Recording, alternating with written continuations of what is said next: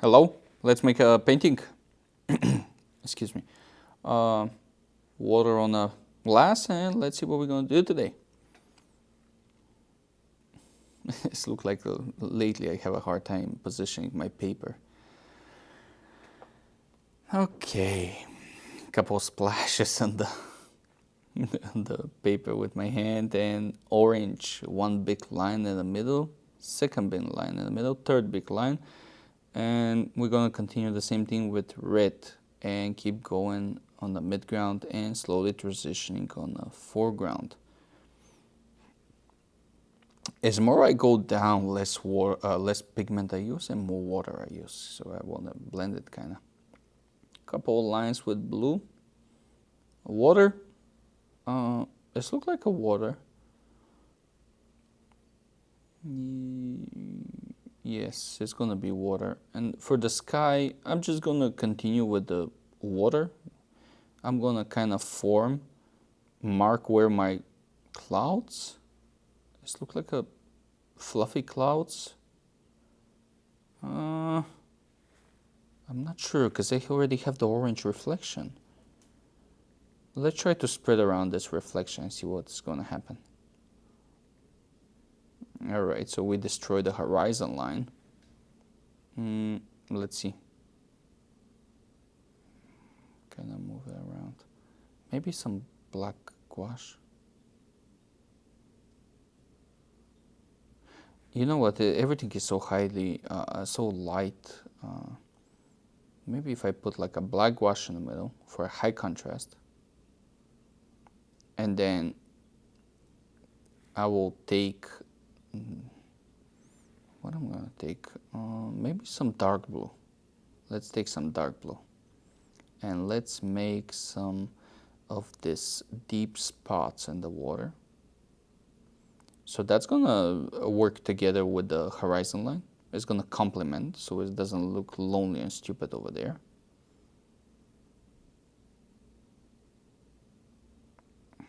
Okay.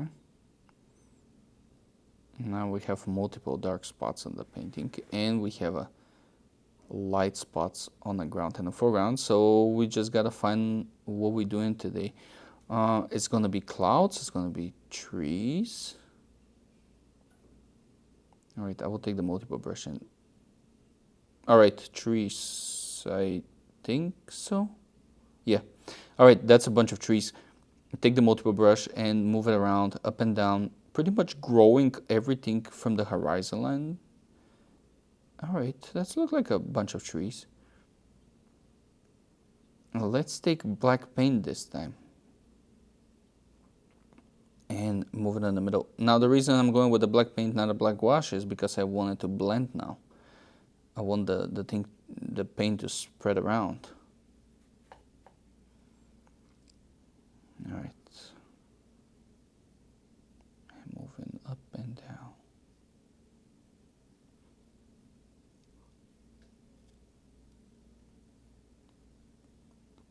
And do the same thing with the multiple brush.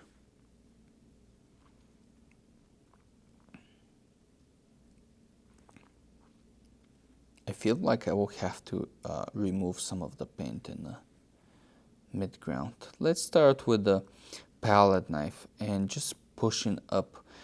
Now I'm using the tip of the palette knife and I'm pretty much damaging the paper so I can have a nice dark lines. They're very organized. And now on the foreground and the midground, I'm gonna start scrubbing the paint. And that's gonna give us very nice waves on that water. And that's pretty much what we're doing. Some waves moving left to right. I guess it's a little bit of windy, a little wind going around, but nothing too crazy. It's the middle of the day. It's pretty quiet day. All right, remove some of the paint for some trees. There. Okay. One tree, two. I try not to overly clean my brush. I still want some color. Now on a midground and next to the horizon line, I will remove a lot of paint there. So that's gonna overall help us with keeping the whole painting pretty light, but also I want to keep that because I want to have the contrast with the little spots on the midground, foreground, and the horizon, but I also want everything to be relatively light. Now I'm gonna take some green and brown and maybe some orange, and I'm gonna make the crowns of these trees, and some red too.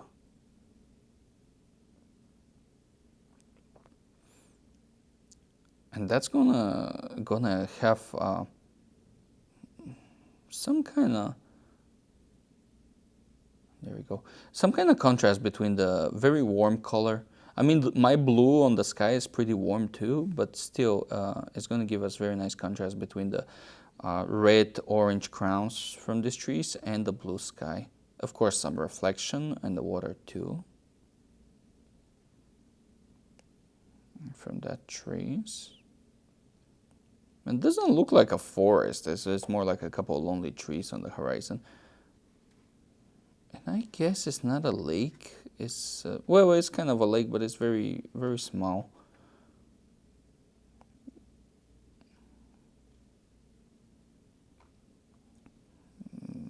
Let's take more black paint and kind of emphasize a little bit more on that couple of waves on the foreground by simply adding a very black rich color next to them, so we have this contrast. Keep going.